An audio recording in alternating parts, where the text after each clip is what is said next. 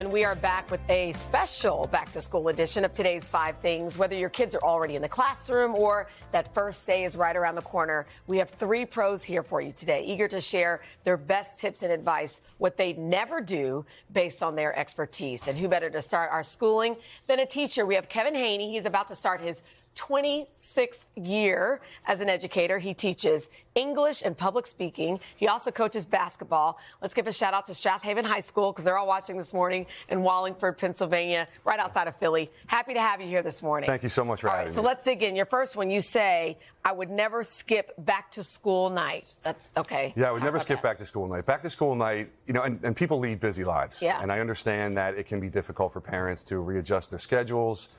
But back to school night is an incredible opportunity for parents to not just see scope and sequence, curriculum, syllabus, or even strategic plan of the district. It's really about meeting this amazing individual that's going to spend 8, 9, 10 months with your child. Kid. Yeah, that's and good advice. That social, emotional piece, that connection to get a vibe. When I invite parents into back to school night to meet me, to say hello to who's going to spend time with their child. I think that matters most. That's good. And then that way, if you have to follow up, you know the teacher. Okay, we got to breeze through these. Next one, I would never just ask my child, how was your day? Ooh, what should we ask? What do you mean by that? Yeah, so we're all guilty of that. We get in the car and reflexively we ask our kids, how was your day? And we get that simple, terse response. Yep. Fine, good. Try to layer the questions, change them up a little bit. What was the kindest thing that you did today? It's something that my wife and I always ask our kids at night. What was something difficult that happened today that you wish you could change if you could? And what was the funniest thing that happened today? Who said it? You might want to be careful with that one, but what was the funniest thing that happened today? All right, next one. I would never turn down the opportunity for extra support for my child. School districts are really good at identifying kids who need extra supports to augment their education. Counselors, social workers, teachers. So ultimately, when they call and say that we have these extended services, I would always accept them. You can dial them back as the semester progresses, but in the beginning, I know you can be a little reluctant. I would always accept those services. I think it's good advice. All right, next, I would never make school simply a quest for grades. We are in the digital age of online grading, and parents can see grades every single night. And we are making a push too hard on kids to get A's and B's. We want them to get into the colleges and universities of their dreams. But when it's not about the learning journey and it's only about the product and not the process, it becomes challenging for the kids. Okay, we only have seconds left. And this one comes from you also. I would never teach or preach perfection when it comes to sports and athletics. Yep, perfection's the unattainable ideal. The greatest teacher that I've ever had in my life, sports. Outside of my mother and father, sports. And it taught me everything that I need for life. The most important was resiliency, and I learned that through difficulties, through failures, through adversity. And we need to continue to push that on our kids and not perfection. Good job, Kevin. You are the best. You nailed it. Thank you so much. All right, Peter. Good luck this season, Mr. Haney. All right, we're here with NBC News medical contributor Dr. Natalie Azar, who has great advice on staying healthy this school year. Dr. A's, nice to have you here. So let's start with number 1. I would never send my kids to school without being up to date on their vaccines. Yeah, so this back to school, I think we always think about flu and COVID, and while they're important, we want to think about a lot of other vaccine preventable illnesses. Think measles, mumps, rubella, polio, meningitis if you have a teenager. This is vitally important to keep not only your child safe, but also the community safe. CDC.gov and your pediatrician.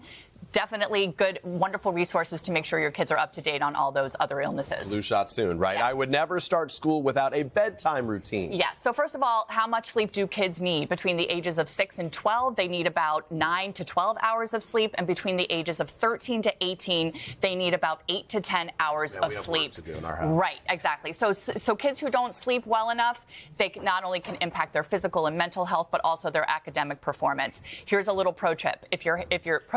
If your school hasn't started yet, you can start getting your child ready for that wake-up time by going to bed 15 minutes earlier and waking up 15 minutes earlier and doing that at 15-minute increments until you reach the target wake-up time. Yeah, do dessert earlier too, right? Otherwise, this exactly. sweets may keep them up. I would never let my kids skip breakfast. Yeah, so I think as important as sleep is also eating a healthy breakfast. We know that kids who don't get an adequate breakfast don't perform as well in school. They're not going to have as much attention, as much energy, and they also can't deal with frustration quite as well. So some pro tips tips here are go to bed a little bit earlier so you have time in the morning to eat. You can make your breakfast the night before. Make sure you have something grab and go. And if you're doing whole grain cereal, which I love, make sure it's less than 10 to 12 grams of sugar and more than 3 grams of fiber in every serving. All right, let's go quick, too. I'm going to put them together. I would never start school without an action plan for the medical condition, and I would never send my kids to school sick. Okay, action plan for medical conditions. Think asthma, allergies,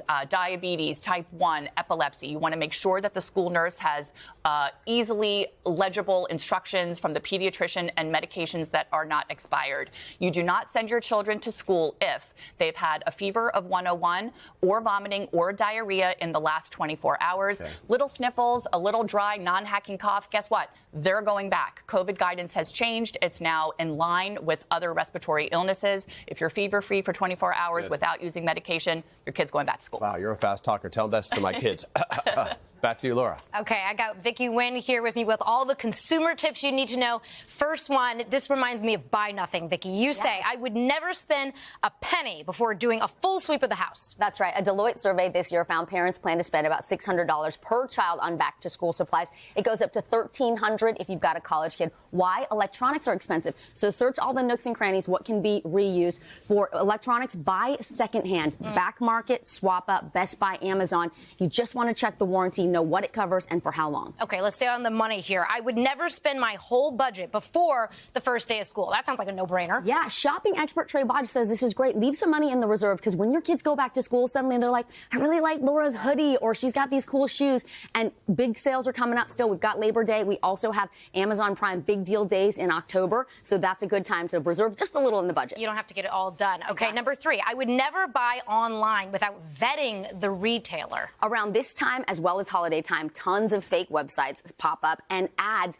tempting you to try retailers you never have before. If you see a deal that's amazing, go directly to that website and vet the website. There's a site called trustpilot.com. You can read reviews and see, is this a legitimate retailer? And always pay with a credit card because that gives you extra fraud protection. I always want to do that. Number 4, speaking of tech, I would never start school without guidelines for my kids' social media. This is huge. And we know the increasing research shows the effects of social media and smartphones on our kids' mental health, rates of anxiety, depression, all of it is going up. So here's what to do. If you have younger kids, have that conversation with another group of like-minded parents. Maybe you all can get on the same page and agree, we're going to delay giving our kids smartphones until 16, social media 16, because once you do that, they live their lives like this. They're down.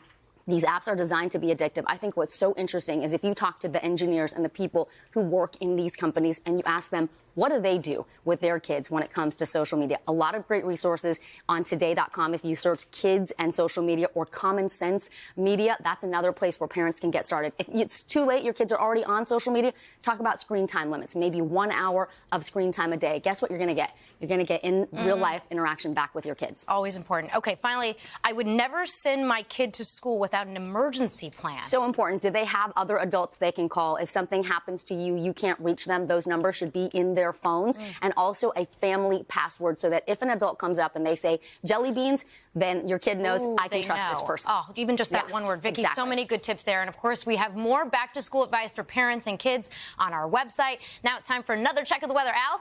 I would never go back to school without my A-team lunchbox. That's very important. Hey, thanks for watching. Don't miss the Today Show every weekday at 11 a.m. Eastern, 8 Pacific on our streaming channel, Today All Day. To watch, head to today.com/allday or click the link right here.